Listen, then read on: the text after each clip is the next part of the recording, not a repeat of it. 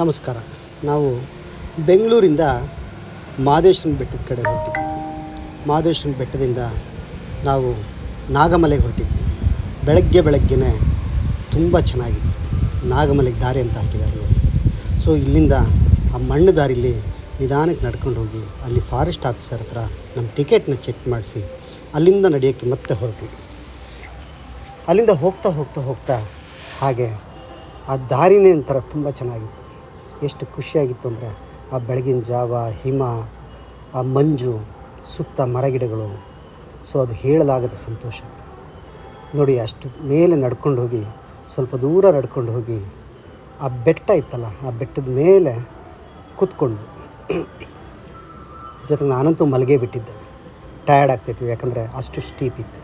ತುಂಬ ಚೆನ್ನಾಗಿತ್ತು. ಅಲ್ಲಿ ಇನ್ನೂ ಕೆಲವರು ಬಂದಿದ್ದರು, ನಮ್ಮ ಜೊತೆಗೆ ನಡ್ಕೊಂಬಂದು ಮುಂದೆ ಕೂತಿದ್ದಾರೆ. ಸೊ ಅದಾದಮೇಲೆ ಅಲ್ಲಿಂದ ಹಾಗೇ ಇದ್ದು ನಡೆಯೋಣ ಅಂತ ಹೇಳಿ ಹೊರಟ್ವಿ. ಆ ಸುಸ್ತಾಗಿರೋ ಸಂತೋಷ ಇದೆಯಲ್ಲ, ಅದು ಬೇರೆದೇ ಲೆವೆಲ್.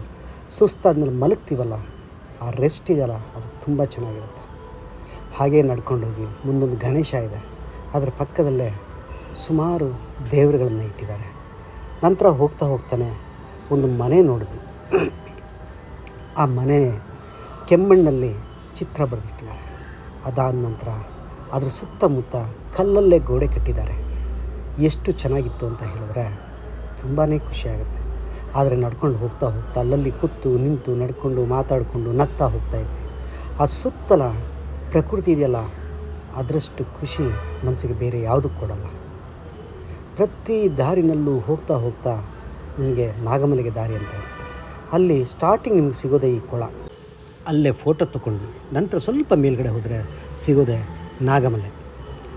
ಈ ನಾಗಮಲೆಯಲ್ಲಿ ನಾವು ಸ್ವಲ್ಪ ಹೊತ್ತು ಕೂತು ರೆಸ್ಟ್ ತಗೊಂಡು ಅಲ್ಲೇ ಮಹದೇಶ್ವರನ ಕೈ ಮುಗಿದು ನಂತರ ಅಲ್ಲಿಂದ ಅದಕ್ಕೆ ಯಾಕೆ ಹೆಸರು ಬಂತು ಅಂತ ಹಿಂದೆ ಹೋದರೆ ಆ ಬೆಟ್ಟದಲ್ಲೇ ಹಿಂದುಗಡೆಗೆ ನಾಗರ ಹಾವಿನ ಥರ ತಲೆ ಎತ್ತಿ ಮಹದೇಶ್ವರಂಗೆ ನೆರಳಿನ ಹಾಗೆ ನಿಂತ್ಕೊಂಡಿರೋ ಆ ಕಲ್ಲು ನೋಡಿದ್ವಿ. ಅದಾದ ನಂತರ ನಾವು ಆ ಕಲ್ಲನ್ನು ನೋಡ್ಕೊಂಡು ಅಲ್ಲೇ ಕೂತು ಸ್ವಲ್ಪ ಧ್ಯಾನಸ್ಥರಾಗಿ ಅದು ಹೇಗಿದೆ ಅಂತ ಮತ್ತೆ ನೋಡ್ತಾ ಅದಕ್ಕೆ ಅದರಿಂದ ನಮ್ಮ ಮನಸ್ಸಿಗಾಗೋ ಖುಷಿನೇ ಬೇರೆ ಥರ ಇದೆ. ಒಂದು ಸರಿ ಹೋಗಿ ಬನ್ನಿ, ಎಷ್ಟು ಚೆನ್ನಾಗಿದೆ ಅಂದರೆ ನೀವು ಲೈಫಲ್ಲೇ ಮರೆಯಲ್ಲ. ಆ ಟ್ರೆಕ್ಕಿಂಗ್ ಅಂದರೆ ಸಖತ್ತಾಗಿರುತ್ತೆ. ಆದರೆ ಬೇಸಿಗೆನಲ್ಲಿ ಹೋಗಬೇಡಿ, ಓಕೆನಾ?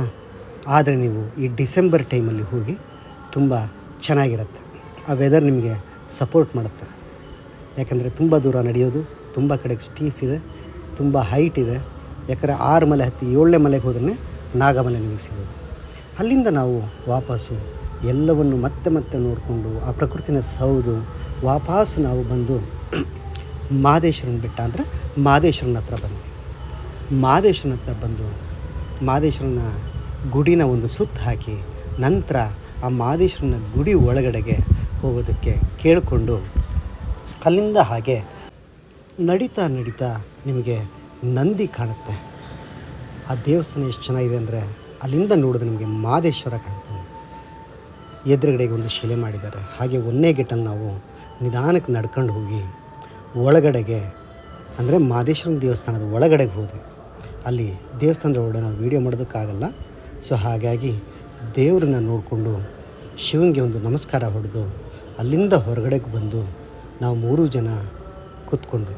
ನೋಡಿ ಹೇಗೆ ನಾಮ ಬಳ್ಕೊಂಡು ಕೂತಿದ್ದೀವಿ. ನೀವು ಹೋಗಿ ಬನ್ನಿ, ಖುಷಿಯಾಗಿ ಬನ್ನಿ, ಎಂಜಾಯ್ ಮಾಡಿ.